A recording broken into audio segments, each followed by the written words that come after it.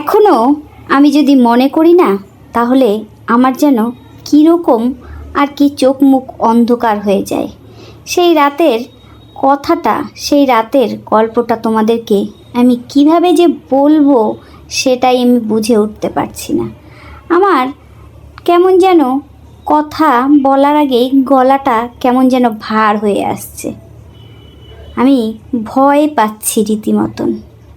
আমি সেই যে আমার মুখটা বন্ধ হয়ে গেছিল, আজ আবার খুললো। চলো, আজকে তোমাদেরকে আমি না বলে পারবই না। কি হয়েছিল সেইটাই আজকে তোমাদেরকে বলবো।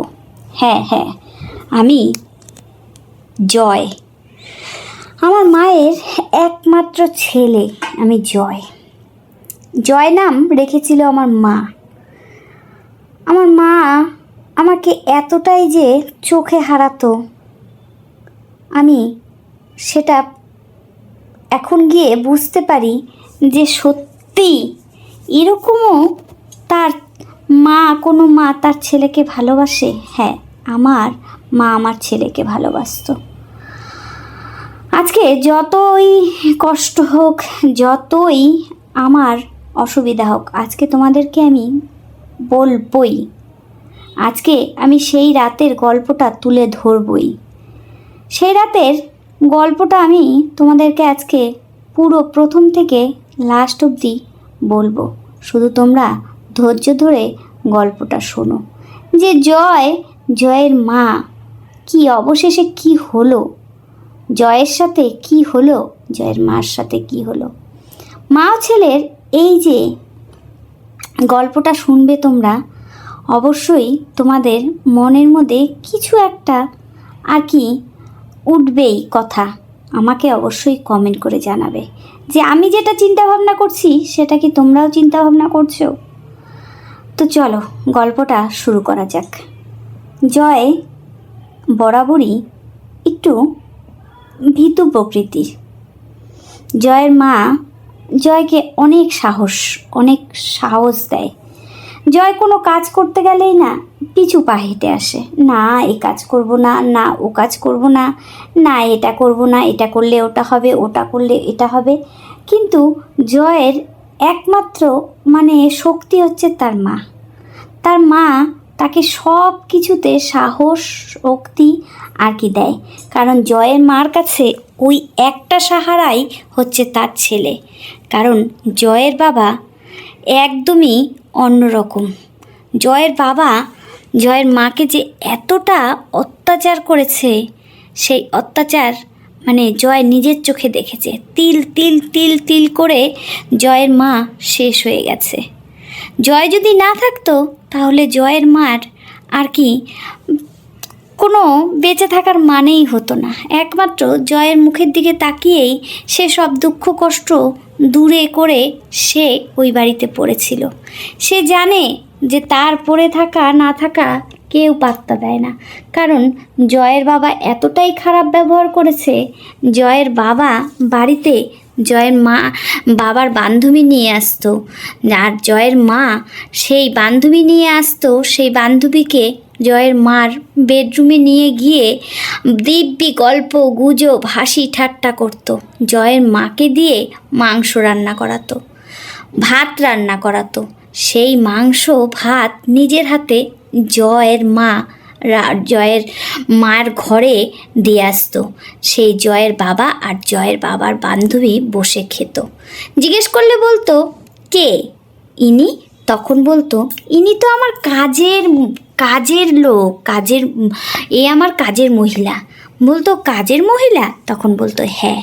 এই কথা শুনে প্রতিবাদ করতে গেলেই জয়ের মাকে যে কত অপমানিত হতে লাগে সেটা কি বলবে।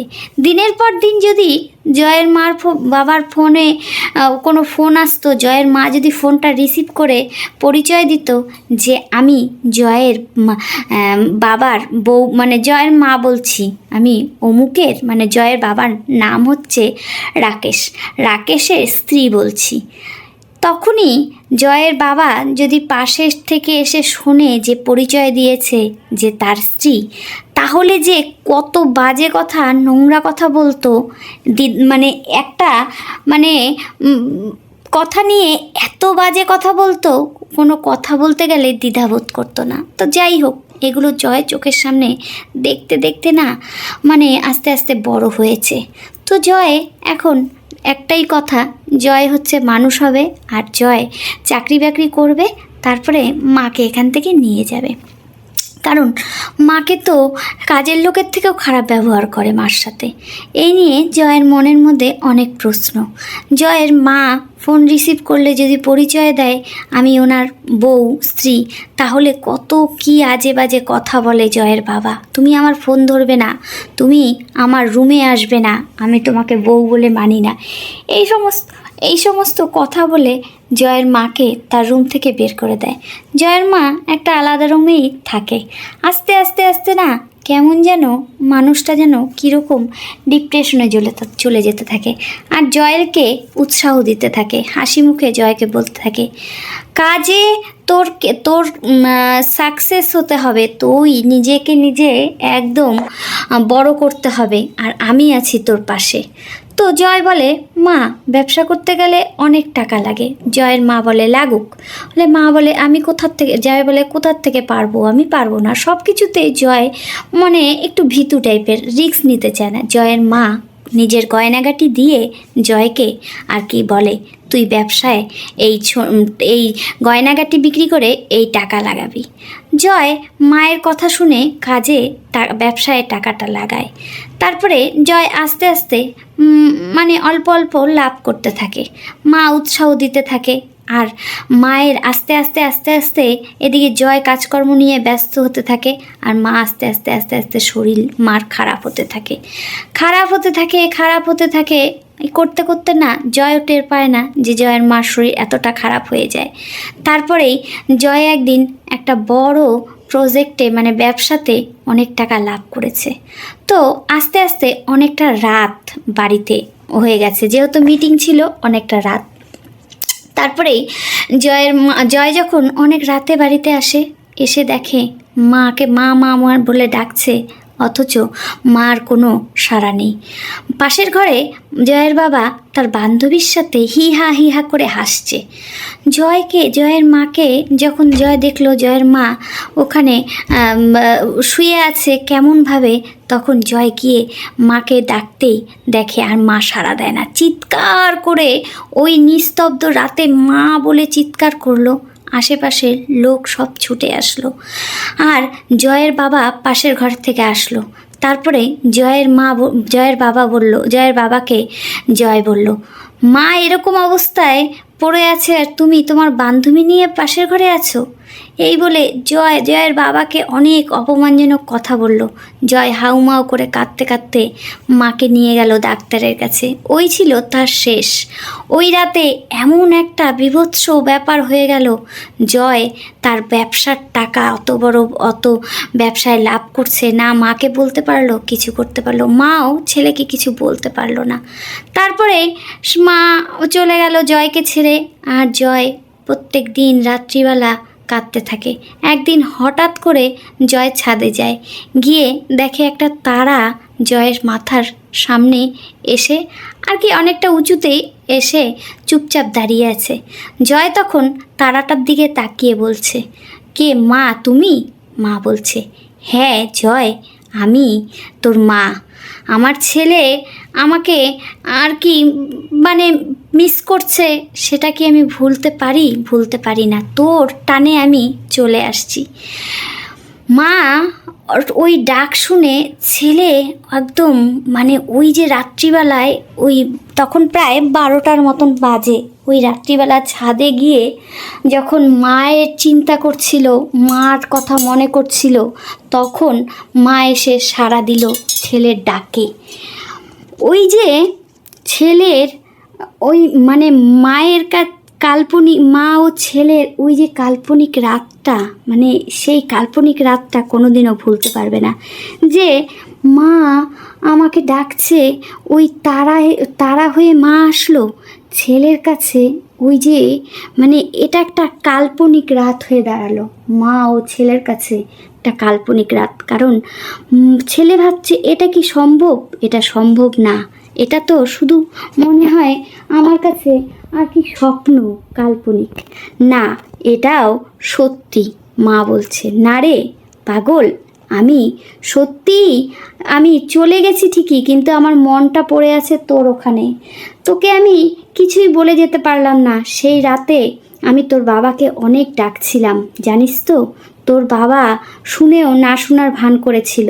তখন যদি আমাকে একটু ডাক্তারের কাছে নিয়ে যেত না, তাহলে আজকে আর আমি উপরে থাকতাম না। জানিস তো জয়, তোর বাবা আমাকে অনেক কষ্ট দিয়েছে, আর তোর জন্যই আমি বেঁচেছিলাম। যাক, তুই এখন ব্যবসায় আয় উন্নতি করছিস, আমার খুব ভালো লাগলো। তবে জয়, আমাকে একটা কথা দে। জয় বলছে, কি কথা? তুই একটা ভালো মেয়ে দেখে বিয়ে করে নে। জয় বলছে, ও মা, তুমি কি রোজ আমার সাথে রাতে দেখা করতে আসবে?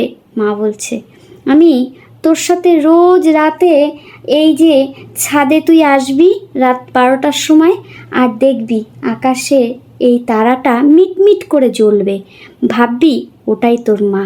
তোর যখনই মন খারাপ লাগবে তুই আমাকে শুধু একবার ডাকবি মা বলে, আমি চলে আসব।